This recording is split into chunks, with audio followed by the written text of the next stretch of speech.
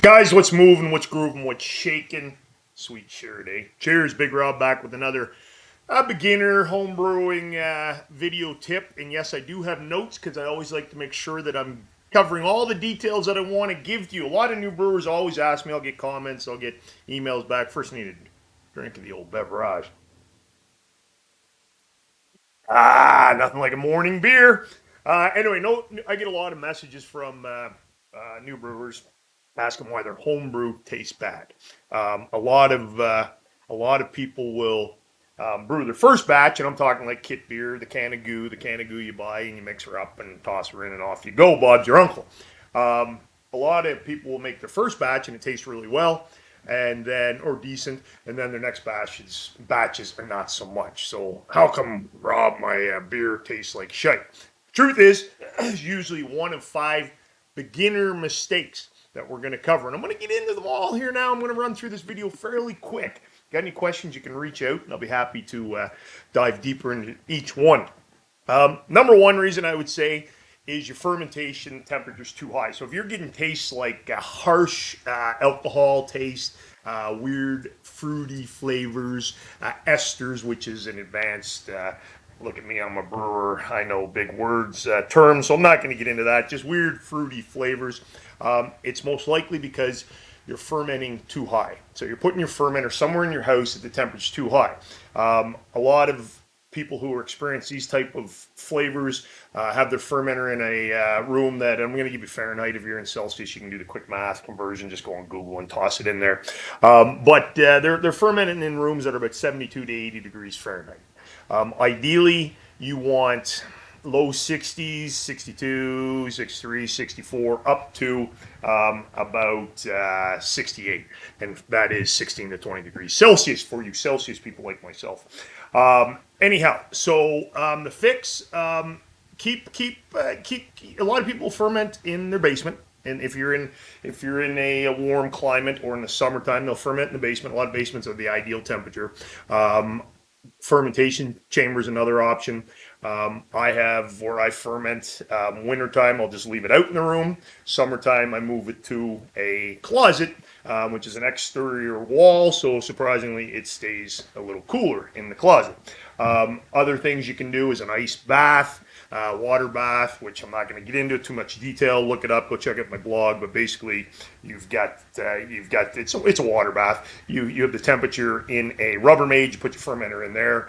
Keep the temperature correctly by adding colder water, what have you. If your fermentation area is too warm, wrap it with a blanket, sleeping bag, whatever. So try to keep your temperature. Don't stress it. I mean, this is make beer easy, man. Just keep it in the 60s. Okay, so that's tip number one, and that's probably, again, if you're getting harsh alcohol and weird fruity flavors, that's probably what's going on. I started this video by saying a lot of people will brew their first beer and it turns out pretty good. Second beer sucks. Reason for that is poor sanitation, and that'll cause sour, funky, vinegar-like flavors to your beer. So if you're getting that, your sanitation sucks, and you got to pick up your game. So anything that touches the beer after the boil must be sanitized, and I'm talking get as anal as the scissors that cut your yeast, your pack to the yeast. Get yourself some Star San. Get a little bowl. Put some Star San in there. Mix her up with some water. Dunk everything, even the pack of yeast. I'll go so far as dunking it, where I'm going to cut it into the sanitation, the scissors, the whole deal. Anything that touches your beer at the boil must be sanitized. Your fermenter, don't scrub it with something that's going to scratch the inside if it's plastic. Okay, so you want to wash it out with powder brewer's wash, PBW. What's this? Anyway, there's some other stuff you can pick up as well. That's all I use, or don't just hot water and use a cloth on the inside. Okay, don't scratch it, because then in scratches you can get some bacteria in there, and you can't get that stuff clean. And it's going to mess it up. Wild yeast bacteria can get in and affect your batch. Got it? Here we go. So everything. I'm talking fermenters, tubing, airlocks, spoons, absolutely everything. Reason number three, and I've done this many times, and I'm not a massive proponent of not doing it. If I need beer fast because I'm out of beer, I'll do grain to glass in 4 to 5 days, baby, and you can absolutely get it done. Is it going to taste the best? No. It's going to be green. It's going to taste new. It's going to have some off flavors. You might even be overcarbonated. Excuse me, burping here. So I now have a rule 10 to 2 weeks in the fermenter. Okay. It will, if you allow your beer to condition, you let the yeast clean up itself, you're going to have a much better beer. So minimum 10 days. I even go to 3 weeks because sometimes I just get lazy and the beer is even better. Okay, so that's number three. Number four, oxidation. Okay, oxygen is only good for your beer when you're putting your yeast in, when you're pitching the yeast. Give her a good stir.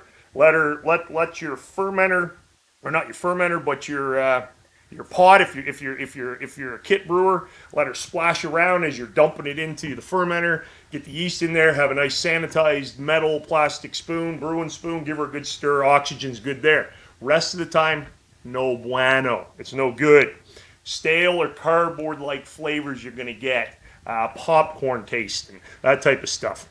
So what you want to do is when you're transferring the beer, you need to do it very slowly and gently. Okay, so if you're filling up a bottle, it's good to get one of those bottle fillers and not just top it up with the spigot. Don't do that because you're getting oxygen in there. Don't be taking the cover off your fermenter. Big beginner mistake. Don't be doing that. You're letting oxygen. That's bad. So keep oxygen out as much as possible. Once you start advancing a little bit, there are some systems that stay fully contained, so oxygen can't get in. You can look into that as well, but that's not really make beer easy. You're kind of complicated, and as long as you just do what I'm telling you, you're going to have some good tasting beer, baby. Okay, number five, and last one, and then I'm signing off, getting the hell out of here, going to finish this beer. Old or low quality ingredients. So you're going to the brew shop and you're seeing big sale on cans of goo. Cans of gear are the pre-made, pre-hopped beer kits you buy. The reason for that is probably they're past their expiry date or they have expired. Don't look for the deal. Kits that taste too long, sit too long. They lose their freshness. You're going to get flavors like just flat, dull, or stale tasting beer. Buy fresh ingredients from a good brew shop. And here's a bonus tip for you: don't use the kit.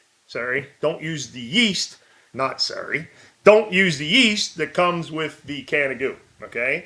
Unless it's a good yeast. So some of the new beer kits are actually starting to include good yeast, but if it's just the goofy looking square package that's not a brand name, don't use it. If it's crap, go ahead and get yourself a good quality yeast, and it will make all the difference in the world. And that's what I got for you guys. If you like these type of tips and you're just starting out brewing, go ahead and subscribe to this channel.